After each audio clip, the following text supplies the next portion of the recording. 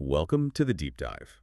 Today, we're getting into a work of science fiction that, well, it really changed the game. Not with lasers or spaceships, but with ideas. Big ideas. Huge ideas. We're traveling to the frozen planet of Gethin, which most people just call winter, to unpack Ursula K. Le Guin's masterpiece, The Left Hand of Darkness. And this book is really a political mission, but it's wrapped up in this very, very human journey.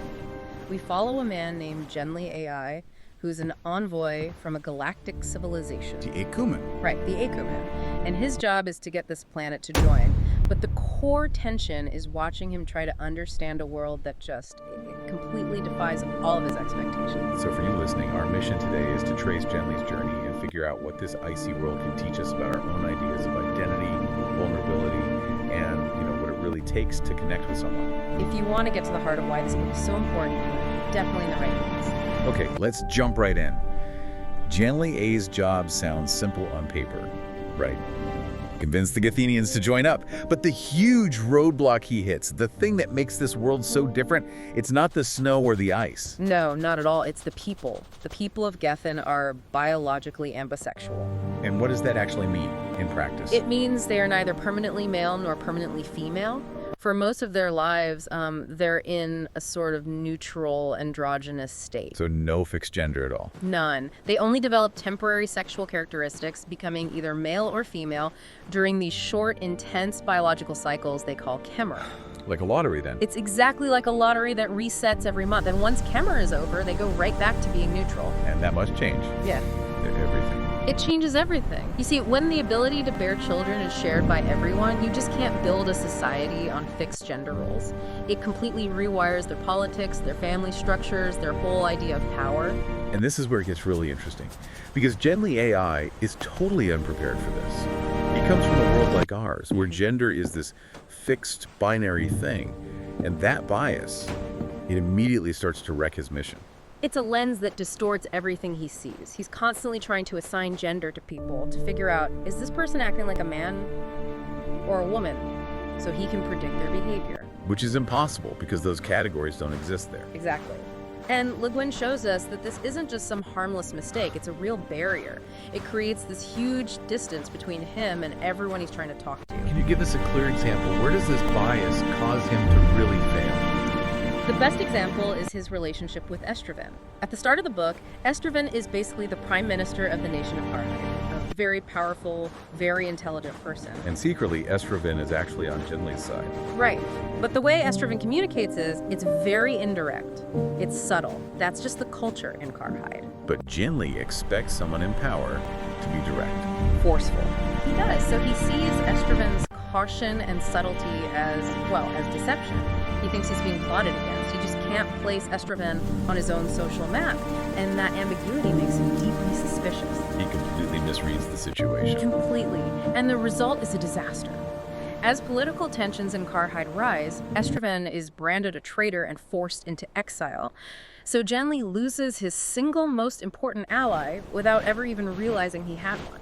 All because he couldn't see past his own cultural programming. And what's so fascinating is how that biology, that ambisexuality, shapes the entire political world on Gethin. The planet has rival nations, Karhide and Orgarin. They have spies, they have tension, a kind of Cold War, but they have never developed full-scale organized warfare, not as we know it. That's a huge implication. Yeah. Is Le Guin saying that without fixed gender roles, you don't get that drive for total military conquest? I think that's exactly what she's suggesting. Without a permanent concept of, say, male domination or a fixed warrior class, the idea of authority just evolves in a different way. It's slower, more cautious. The person in charge today could be the one bearing a child tomorrow. That's it. That constant biological shift acts as a sort of built-in brake on permanent, aggressive power structures. Whoa. It makes our world suddenly seem almost a little barbaric in its predictability. But Genly doesn't see that. Yeah. After failing in Karhide, he goes to the rival nation, Orgarin. He thinks their organized bureaucratic government will be more logical, more open to his message. And he walks right into a different kind of trap. A bureaucratic one. Exactly. He mistakes their organization for progress. Orgarin is actually way more paranoid and controlling. He becomes a pawn in their political games, and pretty soon they decide he's a threat. Which leads to his absolute lowest point, They throw him into a brutal forced labor camp. And the book is unflinching about how terrible this is. Mm. He's stripped of everything, his dignity, his mission, his health. The cold and the exhaustion just break him down. For the first time, Genli is truly the alien. Weak, alone, and completely powerless. But then, The turning point. Estraven returns. Quietly and decisively. Estraven risks everything to rescue Genli from that camp. And they have to flee immediately across the most dangerous place on the planet, the Gobrin Glacier, a massive, deadly ice sheet. And this journey across the ice, this is really the heart of the novel, isn't it? It is. It's the crucible. Because out there, on the ice, all the politics and cultural misunderstandings, they just get burned away by the simple, brutal need to survive. Right, there's no room for it. It's just about staying warm, finding food, not falling into a crevasse. And they're forced into this total intimacy, sharing food, sharing warmth, relying on each other for every single step. And that physical closeness, that shared struggle, is what finally shatters Genli's prejudice. He stops trying to label Estraven. He has to. He just starts to listen. He sees Estraven not as a political mystery or some kind of gender puzzle, but as a competent, complete human being who is saving his life. It's on the ice that Estraven explains the core Guithenian philosophy, right? Yeah. This idea of balance. Yes. Estraven explains that things Genli sees as opposites, light and darkness, strength and weakness, masculine and feminine. They aren't opposites at all. They're two parts of a whole. They're parts of a whole. One can't exist without the other.